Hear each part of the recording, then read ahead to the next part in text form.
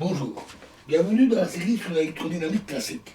Donc, continuons sur les fibres optiques. Alors, la dernière équation de la vidéo précédente est structurellement identique à l'équation de mouvement de Newton pour une particule de masse m placée dans un potentiel V.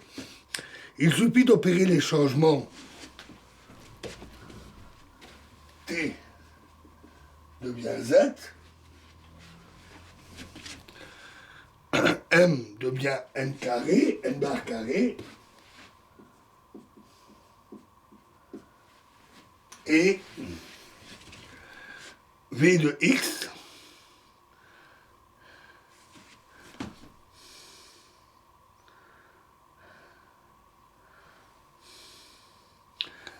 V de X devient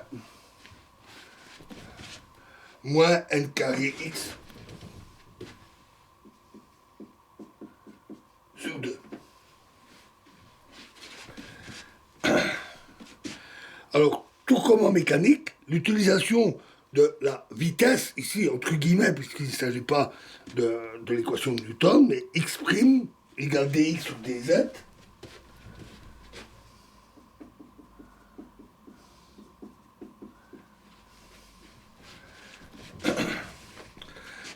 cette vitesse permet d'écrire d2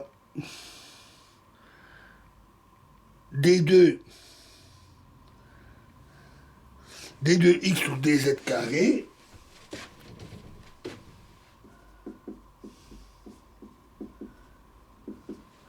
égale dx' carré demi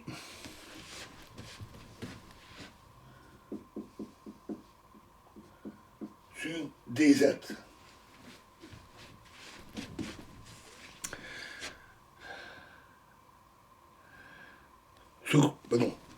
Sur dx.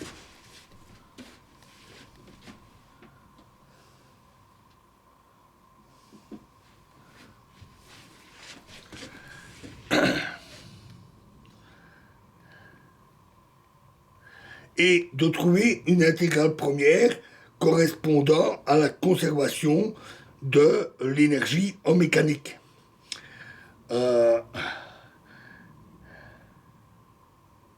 N carré x' carré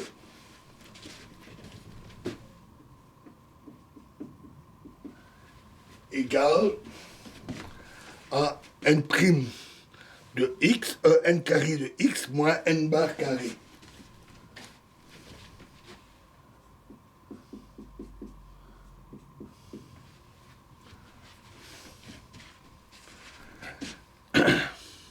La constante d'intégration étant déterminée par x' égale 0 pour n de x égale n bar. X' égale 0 pour n égale n bar.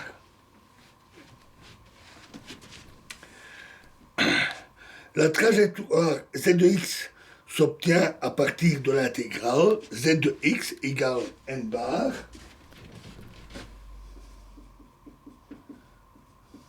intégrale de 0 à x dx divisé par racine carrée de n carré x moins n bar carré.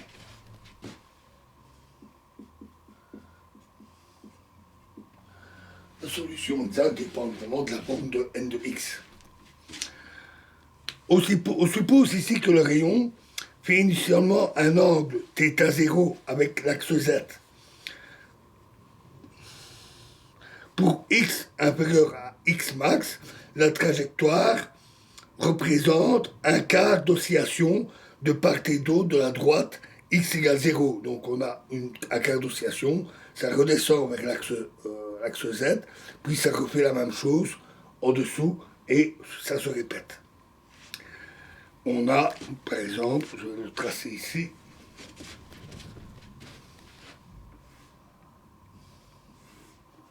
pour z égale 0, 1, 2, 3, 4, 5, 6. 0,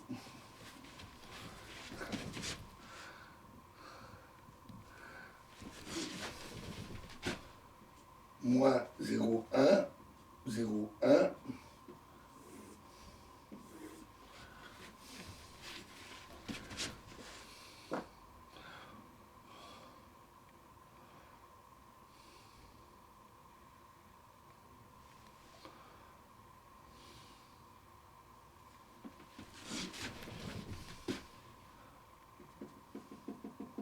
deux,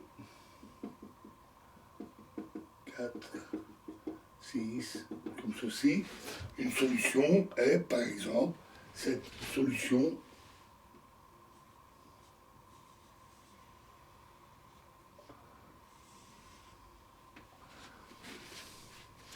est pour un autre angle initial.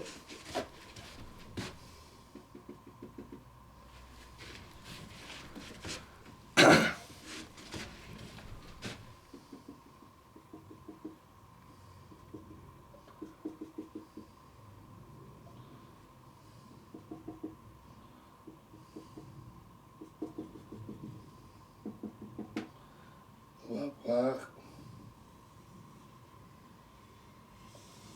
ceci. La demi-période du rayon d'une traversée de l'axe Z à la suivante est grand Z égale 2 n bar fois l'intégrale de 0 à x max, 0 à x max de dx sur racine carrée n carré x moins n bar carré. Pour déterminer le temps de propagation d'une onde dans une fibre optique, nous devons examiner les longueurs des chemins physiques, donc la ligne, la trajectoire, et la longueur optique, donc en tenant compte de sa vitesse, associée à ce rayon. Prise entre A et B, ces longueurs s'écrivent L physique égale l'intégrale de A à B ds, c'est donc la longueur de la courbe, et L optique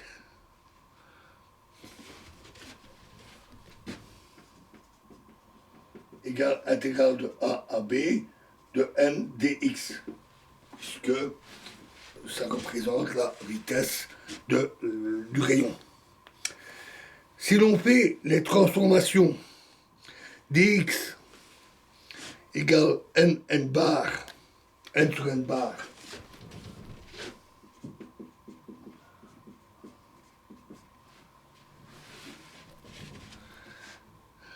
dz égale n sur n bar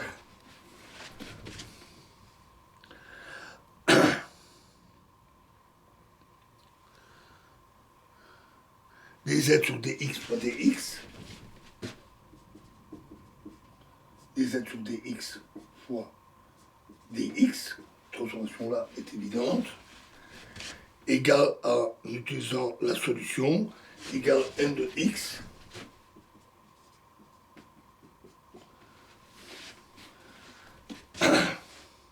divisé par racine de n carré moins n bar carré fois dx.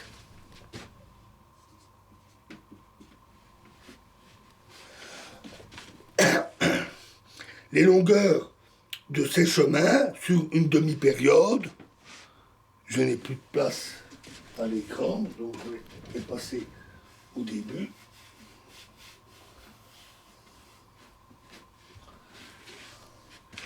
Les longueurs de ces chemins sur une période s'écrivent alors L physique égale intégrale de 0, 2 fois intégrale de 0 à x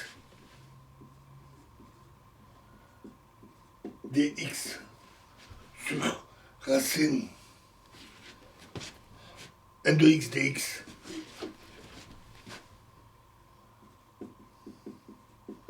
divisé par racine de n carré moins n bar carré et L optique égale à 2 fois l'intégrale de 0 à x max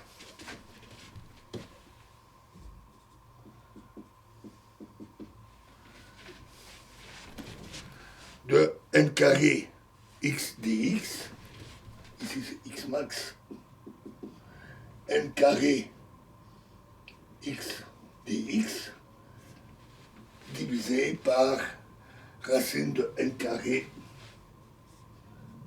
moins n bar carré.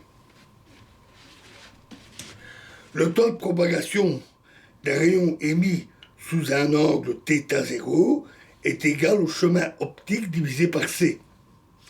Pour une fibre de longueur z très grand par rapport à grand Z,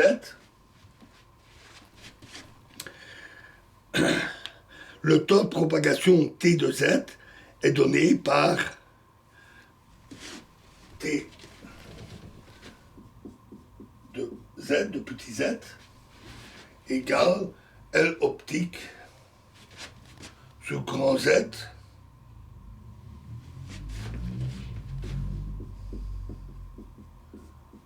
fois petit z sur C. Voilà, et nous verrons la suite dans la prochaine vidéo. Je vous remercie.